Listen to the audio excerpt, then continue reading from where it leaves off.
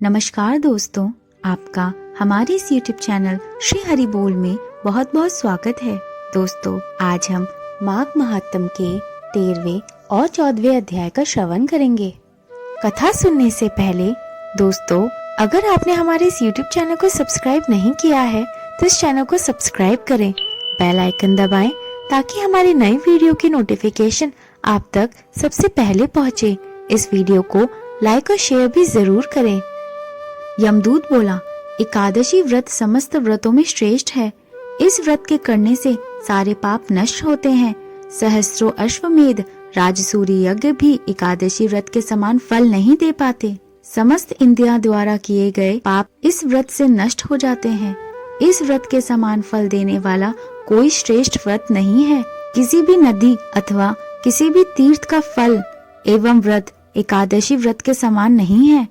जो एकादशी व्रती रात्रि को जागरण करते हैं, वह माता पिता और स्त्री के 10-10 कुलों को तार देते हैं। वह विष्णु लोक जाता है। परम पात को भी एकादशी व्रत के प्रभाव से दिव्य लोक की प्राप्ति करता है। जो 3 रात्रि का उपवास और माघ स्नान के बाद स्वर्ण तेल गौदान करता है, वह स्वर्ग पाता है। हे वैश्य, मैं तुमसे संक्षेप में नरक से अलग रहने का धर्म कहता हूँ। प्राणी को कभी किसी से द्रोह नहीं करना चाहिए।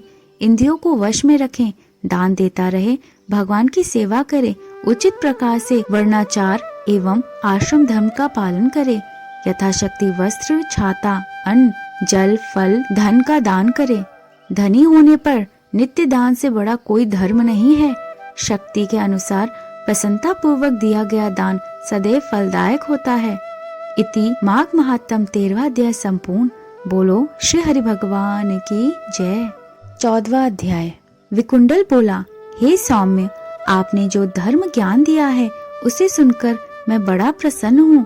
जिस प्रकार साधु के वचन पाप को नष्ट करने वाले होते हैं, उसी प्रकार आपके इस उपदेश से मेरे मन का अज्ञान नष्ट हो गया है।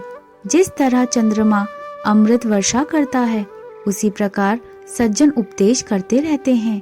हे नाथ, अब कृपा करके वह उपाय बताइए जिससे मेरा भाई कुंडल उस घोर नरक से मुक्ति प्राप्त कर सके।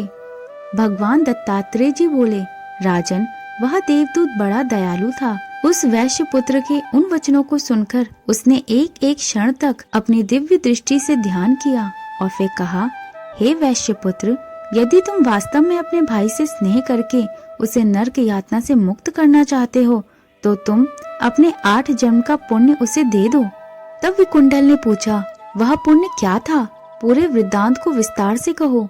मैं आपके कहे अनुसार उसे भाई को अवश्य दे दूंगा। देवदूत बोला, प्राचीन समय में मसुवन में शाल्की ऋषि निवास करते थे। वे ब्रह्मा जी के समान संपन्न थे। उनकी पत्नी रेवती के 9 पुत्र थे। वे परम तेजस्वी थे। उनमें से 5 ध्रुव, शशि, बुध, तार और ज्योतिष्मान अग्निहोत्र करने वाले गृहस्थ थे। शेष 4 निमोह, जितमाय, ध्यान, काम और गुणपति निरक्त हुए। वे चारों समस्त ओर से विरक्त होकर सन्यासी बनकर एक गांव में रहने लगे। वे सदैव भगवान विष्णु के चरण कमलों का ध्यान करते हुए भोजन, शयन, निद्रा, वस्त्र आदि सभी को त्याग करते हुए जीवन व्यतीत करने लगे। उन्होंने सब कर्म त्याग दिए। चराचर वह विष्णुमय देखते रहे। उस समय तुम मत्स्य देश के रहने वाले गृहस्थ ब्राह्मण थे। विचरण करते हुए वे योगी दोपहर को तुम्हारे घर आ पहुँचे। उनके स्वरूप को जान तुमने उन्हें दंडवत प्रणाम किया और चरण स्पर्श करते हुए मधुर वचनों में कहा, भगवान विष्णु की कृपा से मेरा जीवन सफल हो गया। जो आपके दर्शन प्राप्त हुए, तब तुमने स्नेह के वशीभूत होकर उनके चरण धोए और चरणामृत पान किया।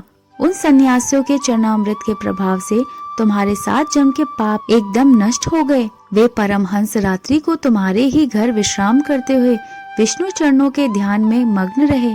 उनके सत्कार से तुमको जो पुण्य प्राप्त हुआ, उनका वर्णन सहस्त्र मुखों से भी नहीं किया जा सकता। भूतों से प्राणी, प्राणियों से बुद्धिमान, उनसे मनुष्य और मनुष्यों में ब्राह्मण श्रेष्ठ है। ब्राह्मणों में बुद्धिमान, विद्वानों में कृत्य बुद्धि, उसके विक्रात्मक और उनके ब्रह्म वेका श्रेष्ठ हैं। ब्रह्मा वेका तीनों लोकों में श्रेष्ठ हैं। वह सदैव पूजा जाता है। उसके दर्शन मात्र से प्राणी के समस्त पाप नष्ट हो जाते हैं।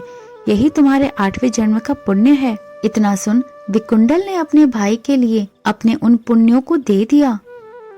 उसका भाई नरक से छूटकर उससे आ मिला। वे दोनों दिव्य लोक के सुखों को भोगने लगे।